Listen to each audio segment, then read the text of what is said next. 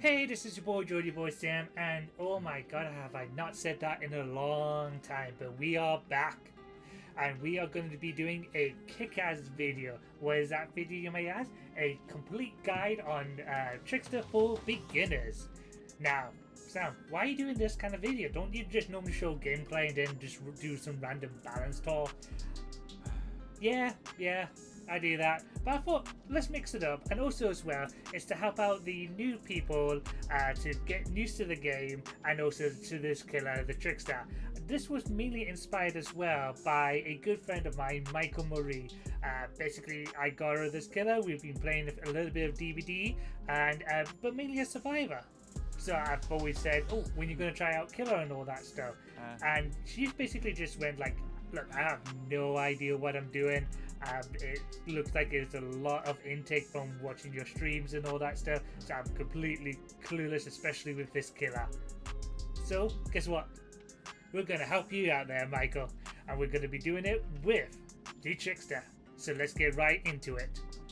The killer's base stat is kind of basic, basically. Nothing too special, bar one little thing which we'll talk about very shortly.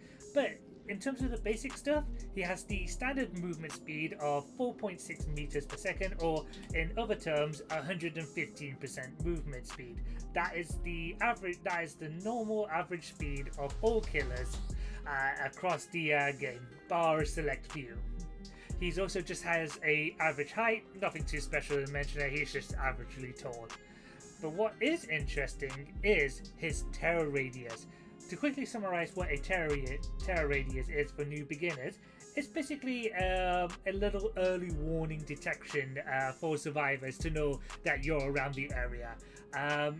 Normally it's 32 meters, sometimes it can be a little bit smaller, sometimes it can be a lot bigger, especially if you play as Wesker, but in terms, the average is 32 meters. But Trickster has something that's not really that revealed in the stats. He has a 44 meter lullaby. What's a lullaby? Well, to put it simply, it's a very, very early warning system, but it is not as prominent as a terror radius. It's like just there in the background, kind of like a little bit hissy. Just think of Huntress Lullaby, or I think Huntress Lullaby is probably the best example. But the Trickster does have his own kind of lullaby, but benefits is that it's non-directional, so the survivors don't know exactly which direction you're coming from, and also it fluctuates in its volume, so it can be quiet and loud depending on how close the Trickster is to you. So survivors don't really rely on the lullaby, but I think it's important to mention about the said lullaby. Next up, let's talk about his power, and oh my god, I forgot there's a lot of text. Alright, simplified version. The power, showstopper. Obviously, you start with 44 blades, basic. To cause damage to the survivors with these said blades, you have to hit them 8 times, so to bring them fully down, you've got to hit them 16 times with the said blades.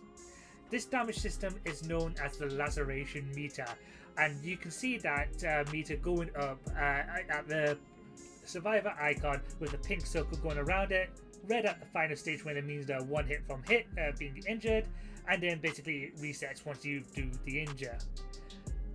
Something very important to keep in mind with the laceration meter: if the survivor that's been hit with 4 blades, for example, don't get hit any more blades after that, it will gradually reset to 0. So any progress that you made will get reset if the blades are not keep hitting those survivors. So whatever you do, make sure those blades hit constantly on those survivors to get that damage. What also happens as well is that after hitting survivors with 8 blades, you trigger a special ability called Main Event. What's this? More power? Yes, more power.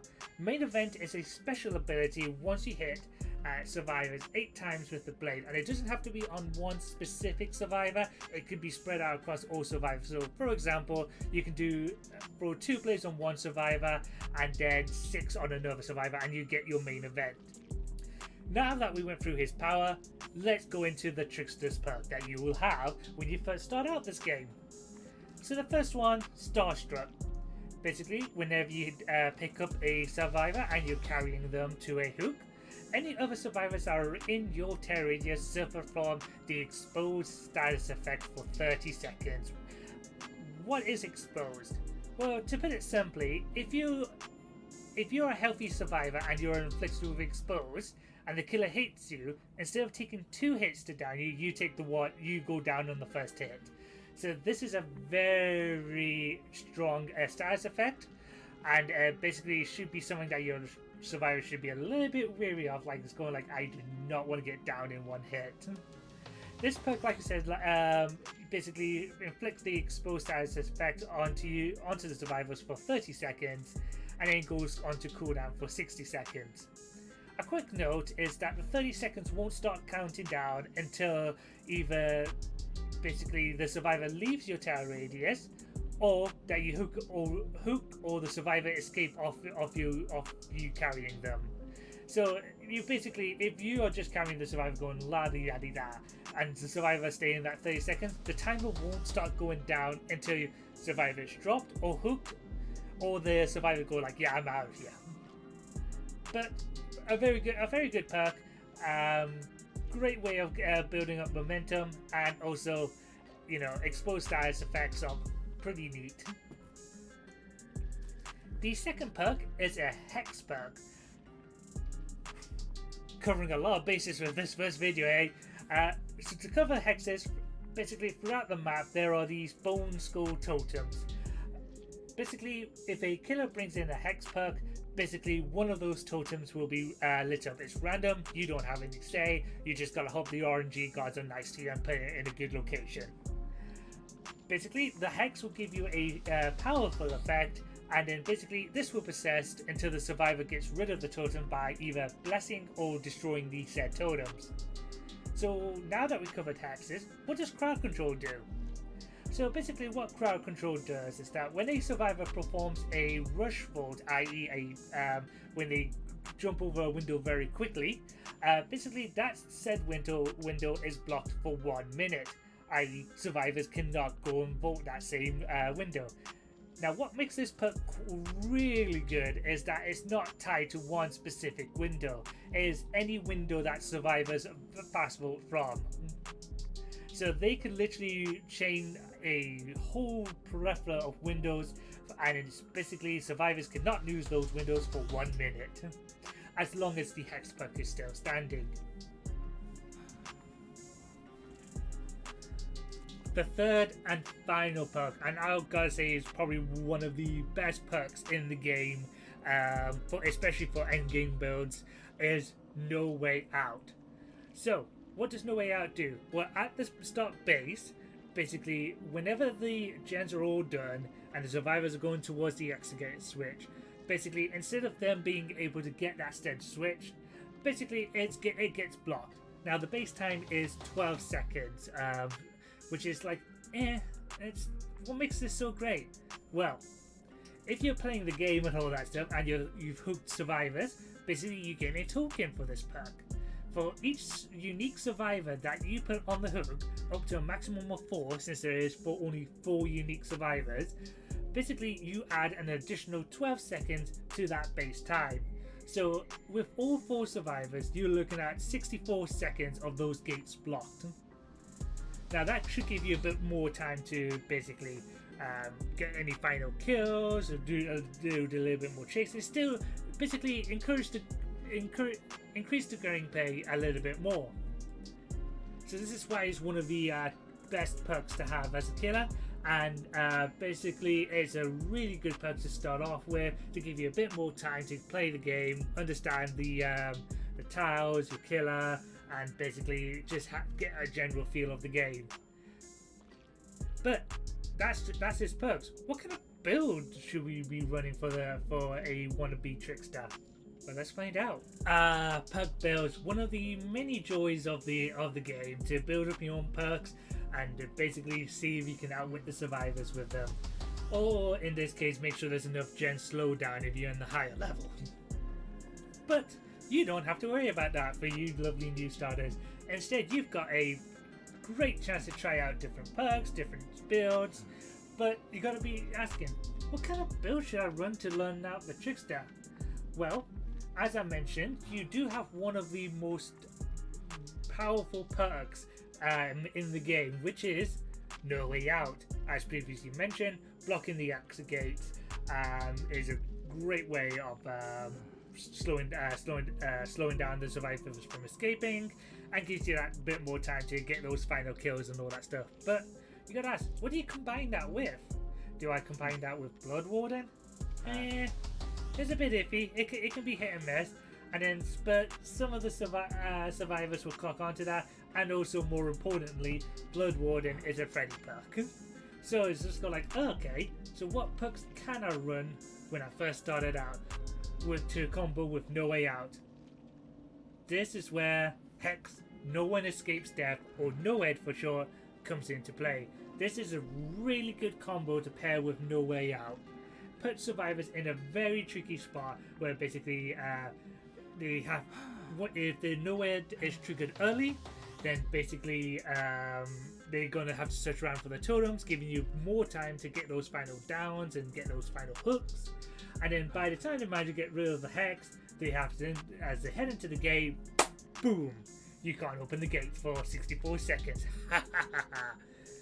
This is a very good combo. It also works even if no it isn't triggered early, and it's just a great combo to have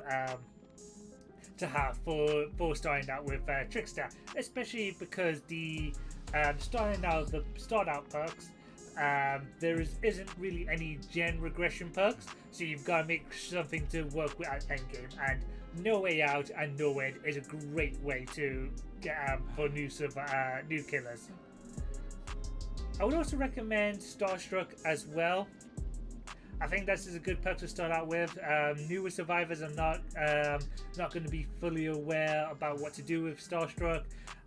They have more likely of getting caught out and all that stuff, and then that should be an easy down for you as well.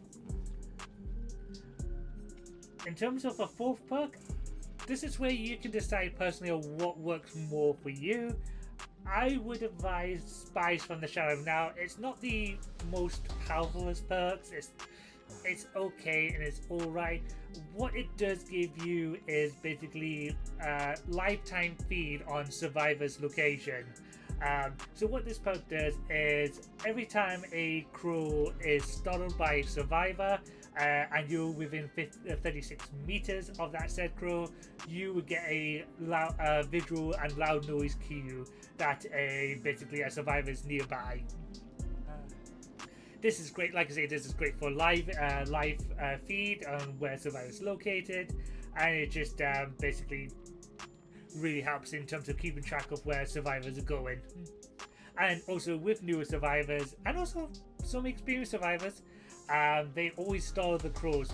Not really a lot of them will be careful around the crows. They just normally run past and alert the crows. So at least you get constant feedback. If the crows are not working out for you, I would recommend, in terms of the other perk that you can have available when you're first starting out, Bitter Murmur.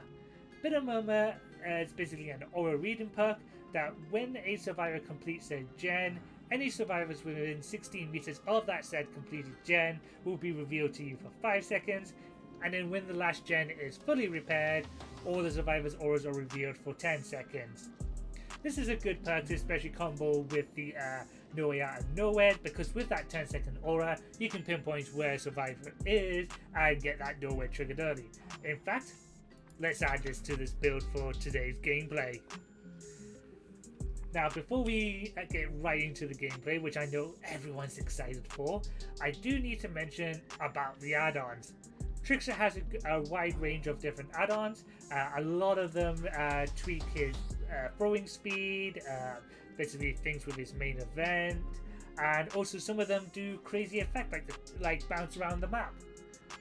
For new survivors and killers, tongue twisted today. For new killers, I would recommend avoiding anything that influences your movement speed or throwing speed.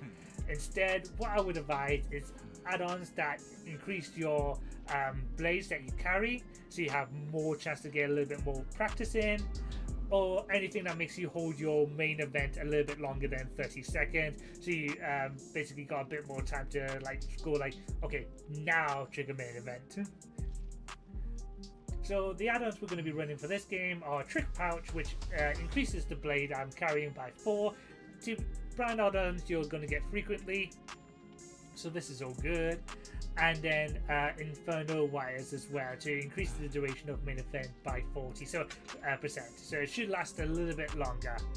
The other brand add-ons is increase your movement speed while throwing blades by 1%, and decrease the time blades thrown by 10%, so it makes the blades go faster. Like I said, because they influence the way that you normally throw blades or movement speed, I would advise against using those add-ons at first. I would even advise try to do this without any add-ons for the first couple of games, just so you can get a feel of the base kit, because if you go straight into these add-ons and you basically get very comfortable with those add-ons, the thing is with them, they are subject to change by the dev's choice, so you may lose out on these add-ons in the future and with their effect, and basically it just may throw you out of your loop. But if you had that practice with the basic base stats and all that, it shouldn't be as harsh when if they do change those said add-ons. So what we're going to do is we're going to hop straight into gameplay while I go around talking about the ideal maps for Trickster and also what you should and shouldn't be doing with Trickster. Before, as we are heading towards the gameplay, please do keep in mind that the survivors that I personally go against, you should not have those kind of survivors in your games. It's just that I have played quite a lot of this game and have reached a high level with this game, so I do go against harder survivors. But don't fret, you should be fine. You should be with survivors more around your levels, unless they're Smurfs. But who Smurfs in a game? Ooh, very tough map to start showcasing the Trickster. Gonna enjoy it's a bad map for a lot of number of reasons. Mainly for Trickster, a lot of line of sight blocking and a lot of strong loops, and also very big map. So we'll try our best here. That's the aim. Oh, we do see a survivor. She's running into a strong place. This is already a strong place. Everything's strong with this goddamn map.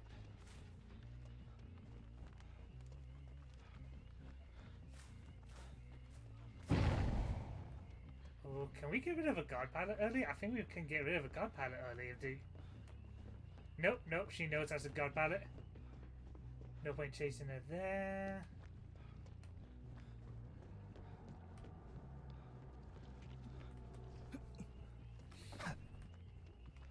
Yeah, so with Trickster, you need kind of open space, low level tiles.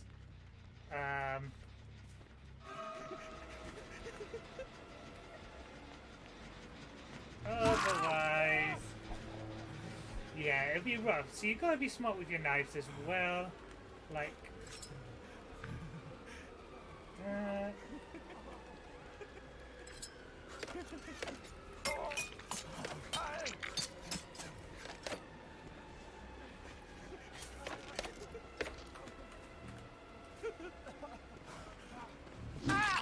So you gotta play a bit smart. Oh no, you're coming with me, sir. Oh no, you're not getting a free flashlight.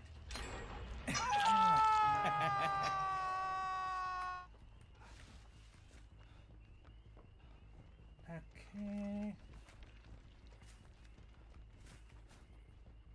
Got a little bit. Are you seriously suiciding off the hook? Okay, no.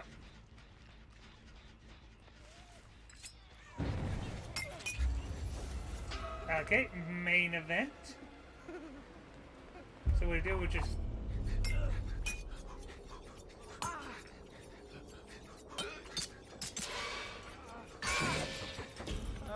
Ooh, that must have been rough for you, sir.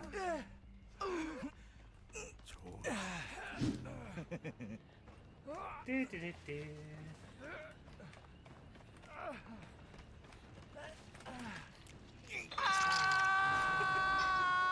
Champion of Light. That would have slowed me down a little bit. And then we just gotta reload. So one thing you probably get right is like why you don't follow the survival rulebook. I know that comment. Yeah, don't follow that stupid rulebook. Just basically play however you want to play on a PvP game. Play to win. Ooh, some bad throws there.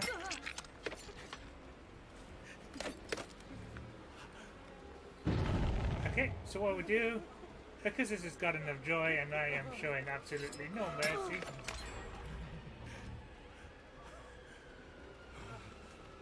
Because of this stupid thing.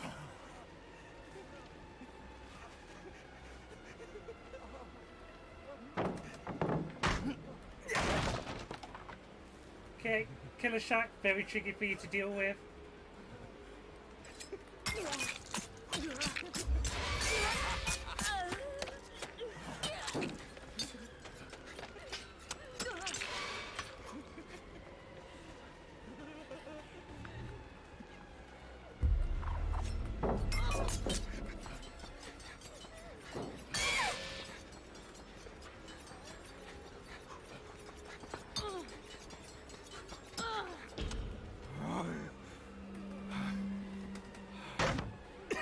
I think she just got medkit, so I don't think she can do much. And even then she missed. Jesus.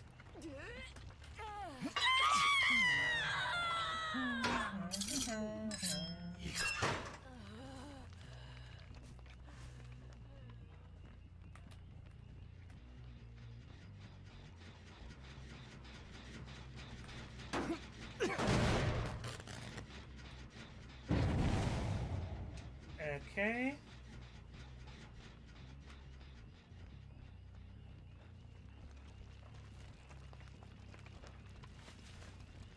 Yeah, don't want to mess with Ada in there.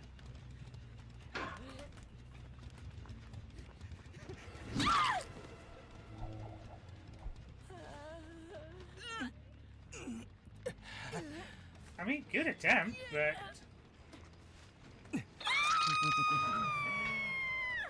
Yeah, in maps like these, just show no mercy. Absolutely no mercy.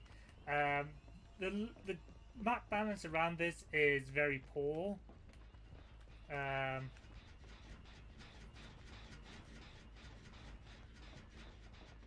There's a lot of strong structures, too many strong structures, god palettes. Yeah, it's not a healthy map. But we put ourselves in a good position. We've got 2 no way out tokens. 2 people on Death Hook. So what we'll do, we'll just play a little bit tactical. We want to ideally get a kill before... okay. Yeah, a...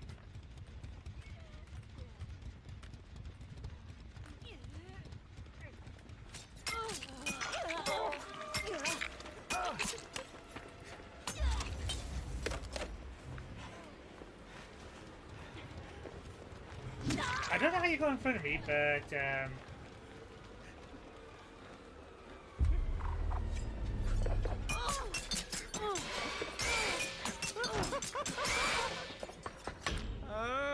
that's the power of main event when done right.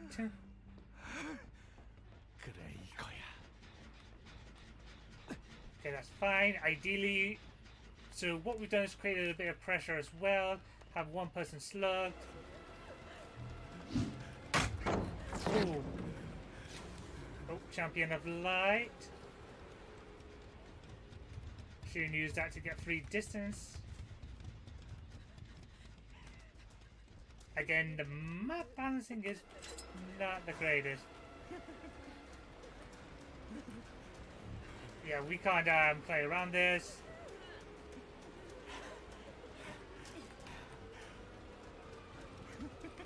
Oh, got stuck, lucky.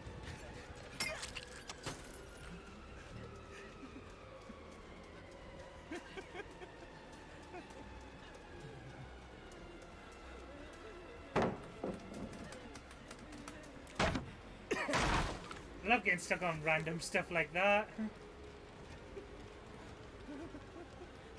I don't know. Yeah, no point.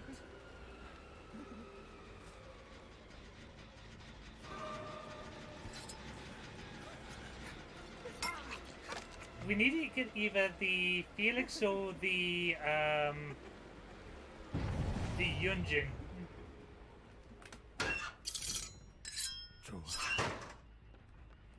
Ideally, one of those two.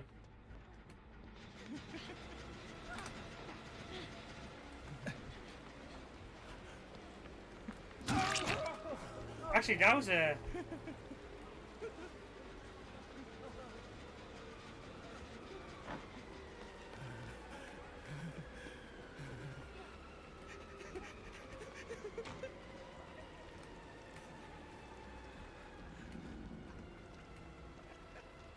Yeah, see, that needs to be blocked up permanently.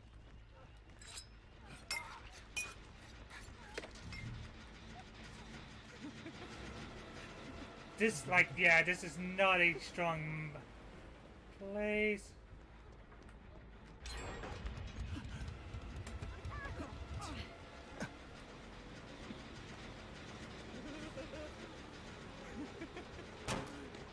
Yeah, it's more or less it got carried by the mob, which is a bit unfortunate.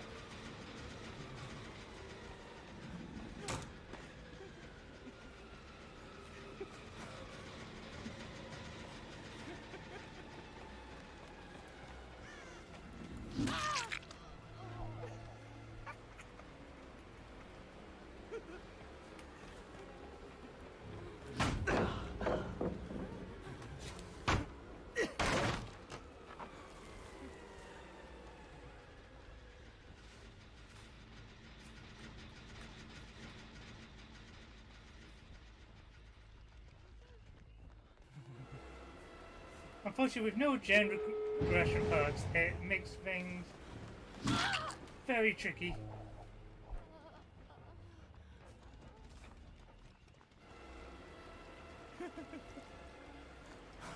But this is where you're...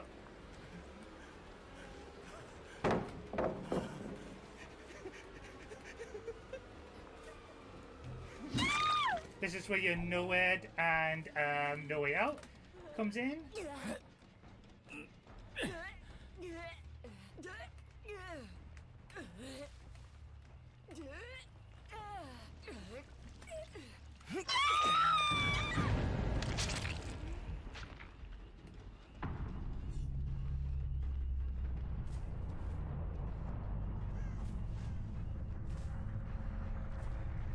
Okay, she's still, there's a still guard pilot there. Someone opening the door. Oh. We are looking at potentially a draw.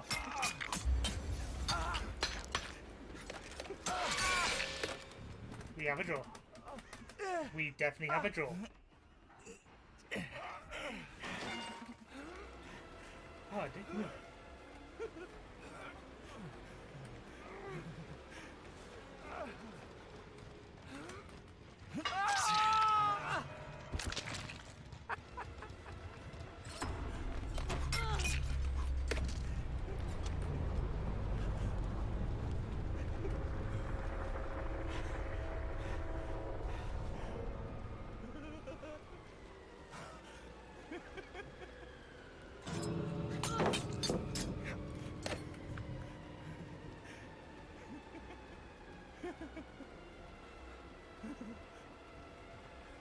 Oh, can she escape?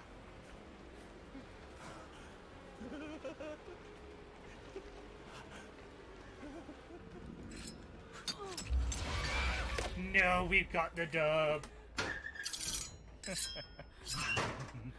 Yes. So just to keep in mind, 3k is a win, 4k is a nice extra, 2k draw, anything less is a loss. So Trickster, this is a bit tricky to work with. Can give, if they just blindly run straight, few hits there. Ideally, loops, you're looking for something where you can throw over. stupid buildings like that is a no-go for you. Yeah, so you can run the generic, and then you could also add in the hex crowd control as well, and all that stuff. So there's still a few builds that you can run. This is a kind of a good build to start things out of, especially when you're learning Trickster. But here's the build that I personally run or testing out at the moment with the said Trickster. So with the said Trickster, the perks that I personally run and I'm testing out at the current moment is starting off with Nowhere to Hide, which is from the Killer the Knight. Basically, whenever I damage a gen, I kick a gen. Basically, any survivors within 24 meters of my position, not the gen's position, of my position, are revealed for 5 seconds. This is good to see if there's any survivors looking nearby and allows you to get into the chase as quickly as possible. To combo with Nowhere to Hide, I go with Pop Goes the Weasel. So when I hook a survivor, basically for the next 45 seconds this perk activates, and within that 45 seconds, if I kick a gen, basically 30% of its current progress of that gen is lost.